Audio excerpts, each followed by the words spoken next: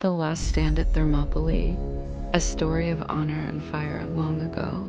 In the dusty cradle of the ancient world, two civilizations stood on opposite ends of greatness.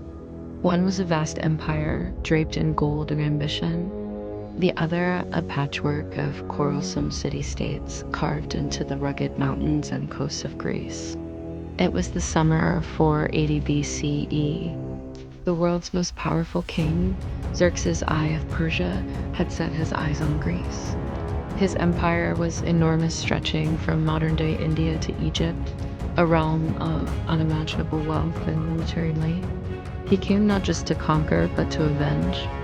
10 years earlier, his father, Darius I, had been humiliated by the Greeks at the Battle of Marathon.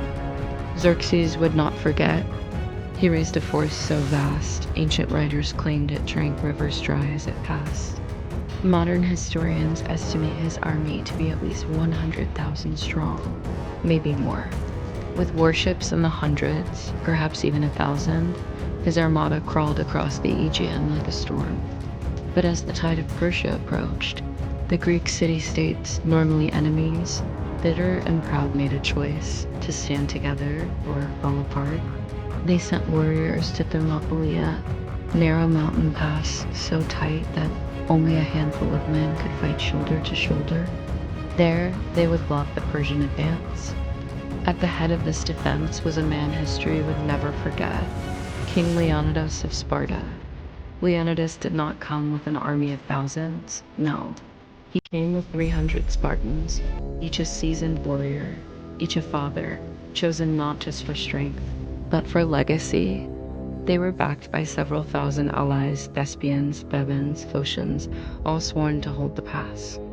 As the Persian army approached, the air at Thermopylae grew thick with tension. Imagine the narrow pass on one side, sheer rock, on the other, the sea. No flanking, no cavalry, just man-to-man combat. Xerxes sent envoys to offer peace. "Lay down your weapons," they said. Leonidas answered simply, "Come and take them." On the first day, the Persians attacked. Wave after wave crashed against the Greek phalanx, a wall of bronze and discipline.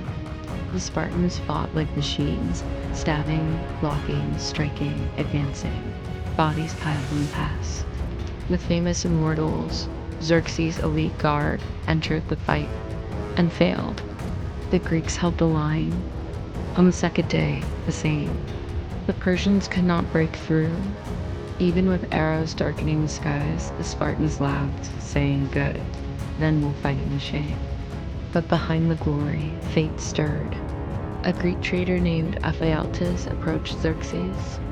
For gold, he offered knowledge, a secret path through the mountains, a way to outflank the defenders. Xerxes accepted. As the third day dawned, Leonidas knew they were surrounded. He could have retreated. He could have saved himself. But that was not Sparta's way. Leonidas dismissed most of the allied troops.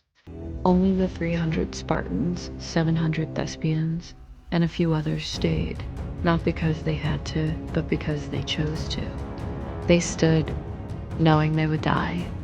The final stand was brutal. The Spartans fought with broken spears, shattered shields, and bare hands. Leonidas was cut down. His body was taken, defiled, nailed to a cross.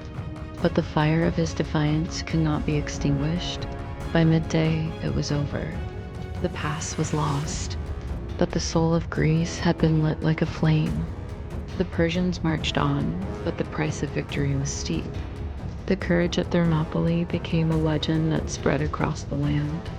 A few weeks later, the Greek navy defeated Xerxes at Salamis, and the year after, Persia's army was crushed at Plataea. The war was far from over, but the tide had turned. And so Thermopylae became more than a battle. It became a symbol etched in stone, carved into memory. On that ground, a simple epitaph still whispers through the wind. Go tell the Spartans, passerby, that here, obedient to their laws, we lie. What did you learn from the Battle of Thermopylae? Drop a comment below, and if you're new here, subscribe and be part of the story.